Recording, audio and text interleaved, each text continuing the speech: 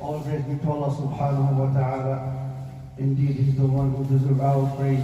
I bear witness that there is no God worthy of worship but Allah subhanahu wa ta'ala, the one who guides, and anyone who deviates, no one can anyone who deviates and misguides, no one can guide. I also bear witness that Muhammad sallallahu alaihi wasallam is His prophet and messenger, the one who brought His ummah out from the darkness into the light.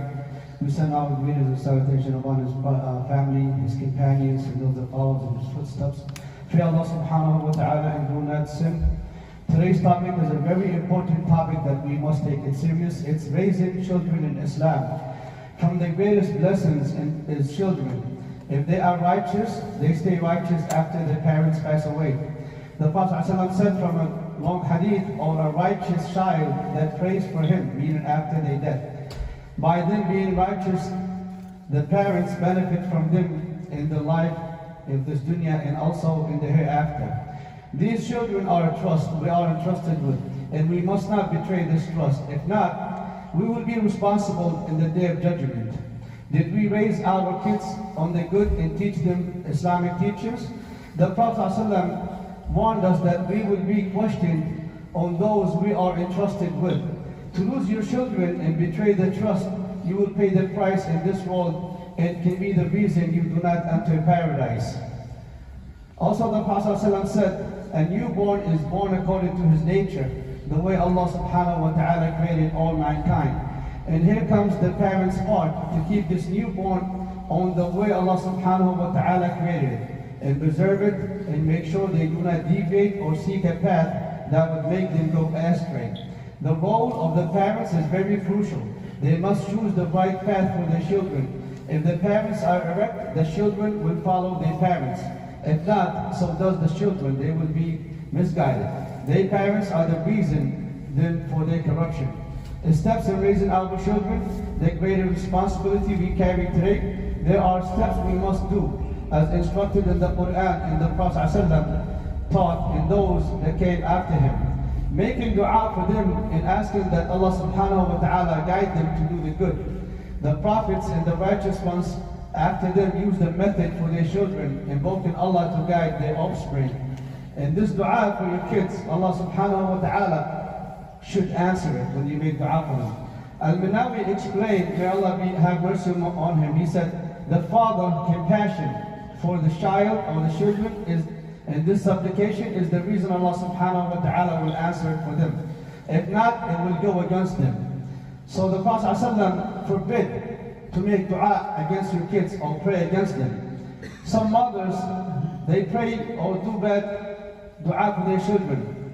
Al-Mubarak Furi, he said, may Allah have mercy on him, he said, this is a bad habit in women. Some scholars said that this dua or invocation while in anger, it would not be answered.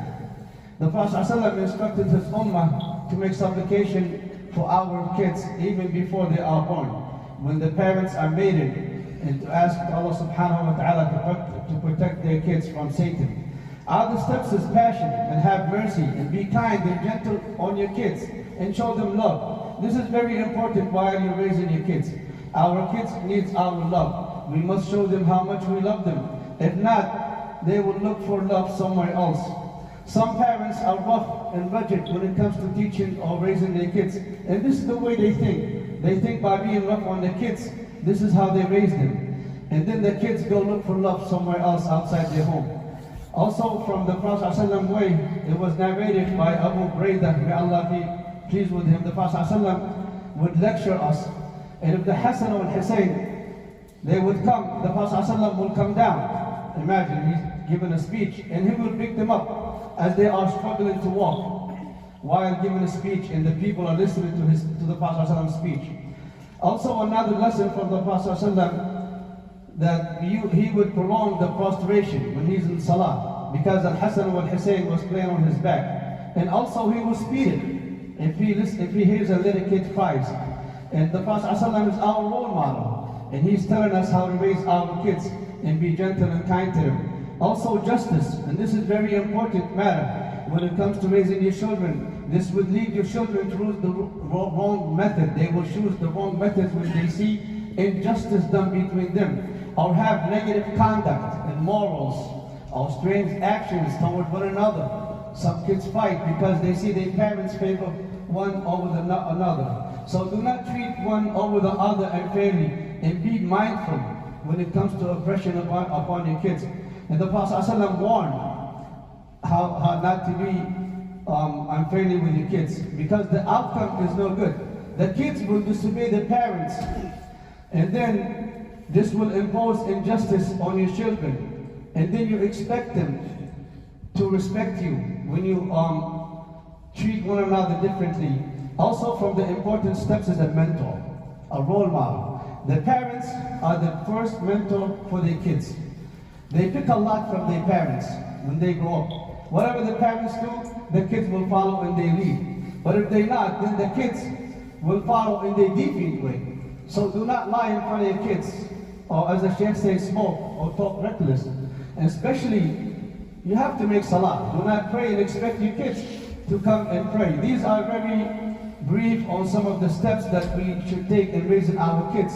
So spend some time with your kids, even 30 minutes, and know what's wrong with them and ask them questions, especially about salah, and listen to them and understand what they want. Do not think that because you're raising them and you have financial needs for them, that's what all they need. Raising our kids is very important. And finally, these are rally tomorrow. Brothers, if you can make it, this one is a very big one too. We're going to cross the Washington Bridge coming into New York City for Gaza wa Jazakumullah khair.